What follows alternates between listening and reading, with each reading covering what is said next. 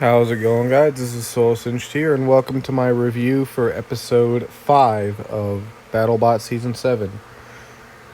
Starting off, we had Minotaur versus Free Shipping, and this went about as it went pretty much how I expected it to go. Minotaur was very dominant. Free Shipping put up a decent fight, but yeah, Minotaur was dominant. They got a lot of hits in, eventually wore one of the wheels off of Free Shipping, and Free Shipping ended up in the corner, got kind of high centered, stuck on the battle box floor. You could still see the wheels kind of spinning, mainly the rim that had lost a tire still spinning, but it could not move, so it lost by KO.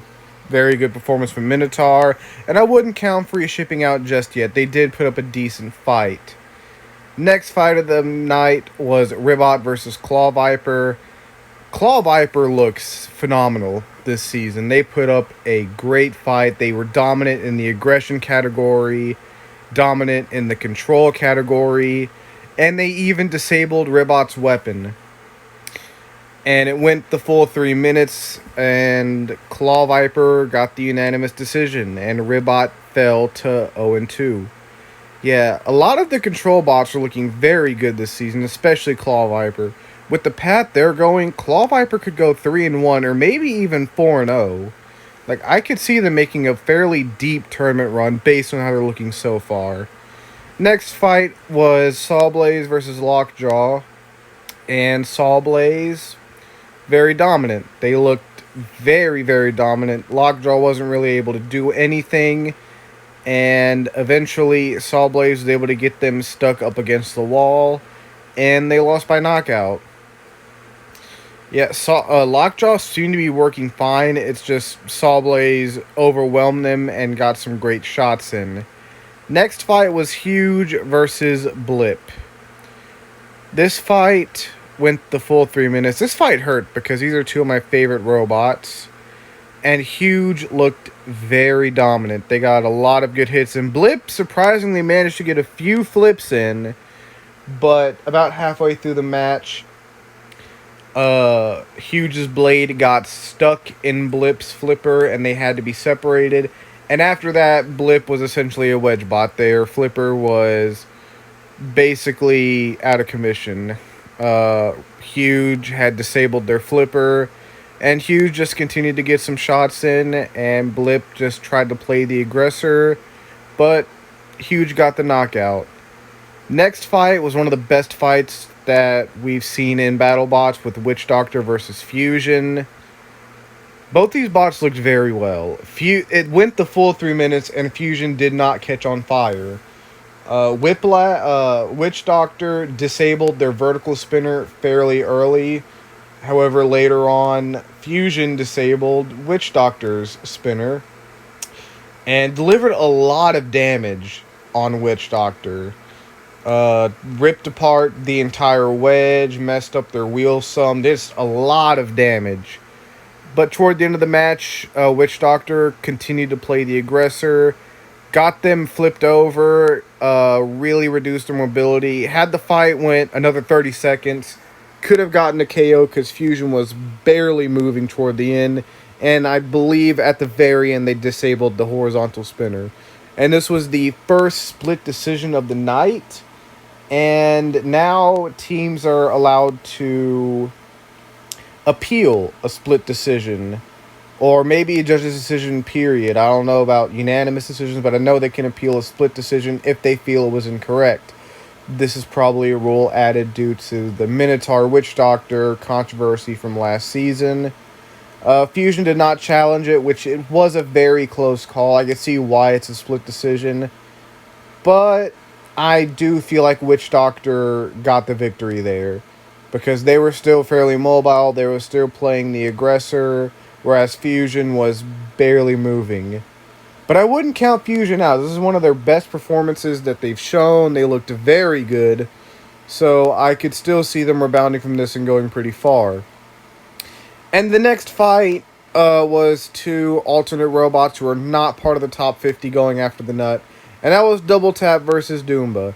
Now, I was shocked that they gave an entire segment of the show to talk about these particular robots. Usually they just kind of ignore them until they eventually show up in an exhibition fight or a spin-off or whatever the case. Double Tap and Doomba. Before I get into the fight, let's just finish talking about that segment and what I thought about it. They basically went on about how they invited a select few robots who were not as good as the top 50. They even said in the show that they are underclassed by the top 50. But they brought them along for these kinds of exhibition matches to kind of help them build experience and help them maybe gain enough experience to where they might be accepted into the top 50 as rookie robots in future seasons. As for Double Tap versus Doomba, I wasn't really impressed by either robot. Doomba, I was hoping they were more armored underneath that plastic shell, but it doesn't really seem that way. Double Tap went in with a single horizontal bar, not the weird, like, jointed together thing that's on their photo. And Doomba went in with his undercutter. Now, they did say in the show that their chainsaw is just a prop, which, I mean, of course it is. It's just a regular-ass chainsaw from Home Depot. That thing would not be effective at all. So it's just a prop that doubles as a self-rider. Their actual weapon is an undercutter. Double Tap got one good hit in early on, which sent Doomba across the battle box. Weren't really moving that well after that, and the top plate had come off, exposing the entire robot. Double Tap went in for one more shot that caused a lot of damage to the front end, and that was basically the end of the match. Doomba got counted out. So Doomba, the new meme bot that everyone loves, did not do that great at all. Double Tap looked fairly impressive with weapon power. However, I am very, very hesitant about their blade. They seem to have a 4 to 5 second spin-up time, which is not the slowest in the world, but definitely not as fast as some of the robots in the top 50. And it doesn't look like it would take very much to snap the blade off. They kind of gave me Ghost Raptor vibes. It looked like the blade was kind of wobbling a little bit, so one strong hit from a vertical spinner could just send that horizontal blade flying off. But they're here to build experience, and hopefully both of these teams learn some things about their robot and they can make improvements, and hopefully we'll see them do better in the future. I would be hesitant to say much about Double Tap until it's given a real test. But hopefully both these robots learn something, they can make improvements, and maybe we'll see them again in the future. And then for the main event, we had Mad Catter versus Riptide, which the whole episode they were trying to build this hype around this fight about it being some kind of grudge beef, because Riptide basically looks exactly like a scaled up version of one of the Mad Catter crew members has I forgot if it's an ant weight or a beetle weight robot that looks almost identical to Riptide. So Riptide essentially made a scaled up version of that robot, which is not uncommon, though usually a lot of times you'll see scaled up versions of a team's own robot. Like, for example, it would have been more normal if that team member of Mad Catter made a scaled up version of his beetle weight that was Riptide. Because that's what Horizon is. Horizon is a scaled up version of a smaller weight, and Emulsifier is a scaled up version of a smaller weight. So they tried to have a little drama beef about that. They brought up the whole co-Rookie of the Year thing again. And this fight was terrifying. Mad Catter, as we know, based on the last couple seasons, is an absolute beast. They dismantled Whiplash with no problem. Riptide one-hit KO'd Glitch. And in this match, I figured it would be a back-and-forth brawl, but that's not what we got. Mad Catter got the first good hit of the match very early on, and then it was all Riptide from there. In fact, Riptide hit Mad Catter and got them knocked up against the wall, and that was the end of the match. They also knocked off one of their wheels, so had the fight went on much longer, Riptide would have got the KO anyway. So this is 2 fights in a row where Riptide has gotten a KO in under 30 seconds. Riptide is fucking terrifying. They could go all the way. They could go 4-0.